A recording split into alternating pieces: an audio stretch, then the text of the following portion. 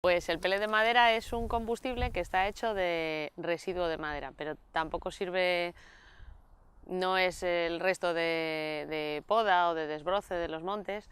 Se utiliza el resto de serrín de aserradero, preferentemente porque es más fácil, o tiene que ser de madera limpia, porque la corteza, por ejemplo, pues lleva bastante arena, si lleva hojas, lleva clorofila, entonces metes clorosílices en el combustible y puede dar algún problema más en la caldera. Entonces se produce a partir de residuo de la industria de la madera y es un combustible regional, se produce, se produce en Cantabria, en el País Vasco, en Burgos, en Asturias.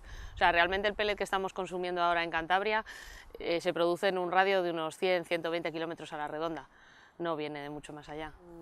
La combustión de pellet es menos contaminante porque sí que emite CO2, ¿vale? No es que no emita, lo que pasa es que el CO2, el balance de CO2 es neutro. Como la planta para crecer absorbe CO2, los árboles fijan CO2 en el crecimiento, en la fotosíntesis, pues el balance es neutro, pero evidentemente luego te va a salir CO2 más agua de la combustión y vas a tener cenizas. Luego hay calderas dentro de eso, emite algo más, tiene como residuo menos ceniza que la leña, pero más ceniza que el gas o el gasoil en cuanto a residuo sólido, y algo de partículas en suspensión. Lo que, por ejemplo, con las calderas de condensación, como se lavan los humos, pues eso se recoge en los condensados. Entonces la emisión sí que es muchísimo más limpia. En las únicas calderas que cumplirían las normativas de emisiones que van a entrar próximamente en vigor en Europa, pues serían las calderas de condensación.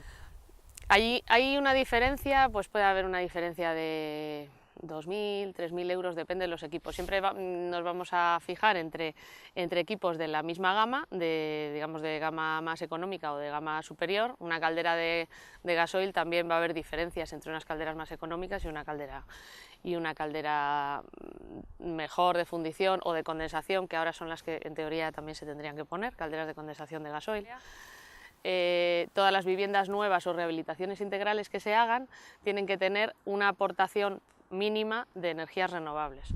Entonces, tienes que tener, esto empezó con el código técnico por una aportación mínima del 30%, según las zonas, en nuestra zona climática en Cantabria, el 30% del agua caliente sanitaria, y puedes hacerlo con aportación solar o con cualquier otra fuente de energía renovable. Si pones una caldera de biomasa, pues va a ser el 100%, va a ser una fuente renovable. Una de las cosas que hay que tener en cuenta para instalar una caldera de pellet es que de entrada la mayoría de las calderas son un poquito más voluminosas que las de gasoil, o sea que a veces no te cabe, si piensas en la caldera de gasoil que tienes en un hueco, pues a veces te cabe, a veces no.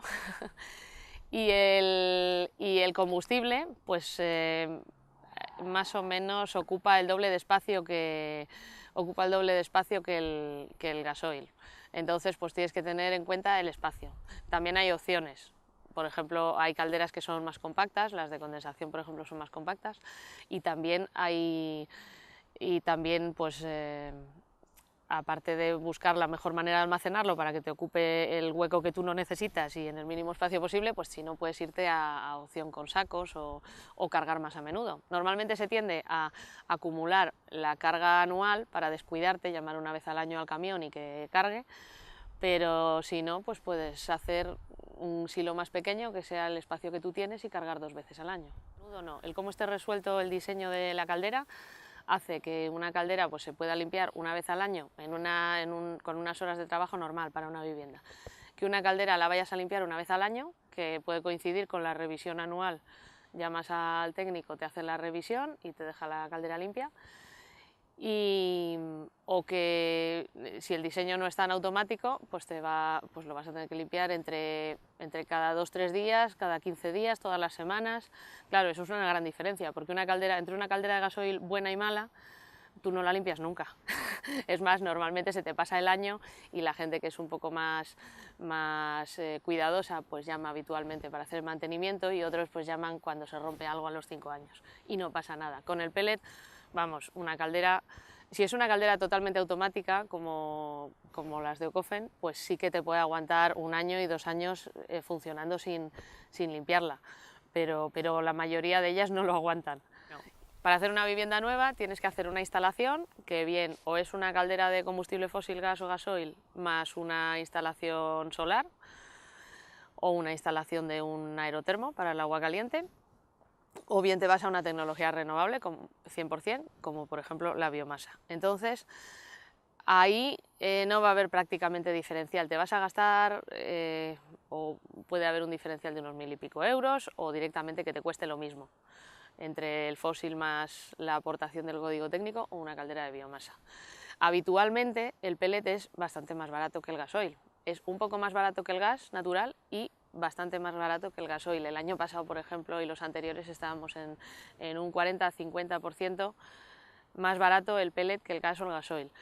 El gasoil este año ha bajado tanto que es casi todo el mundo entiende que es una cosa coyuntural, que es un momento concreto, que además tampoco tenía mucha lógica dentro del mercado, pero bueno, que son factores externos. Y este año pues está, bueno, o tiene una diferencia muy pequeña o está en algunos casos prácticamente igual que el pellet.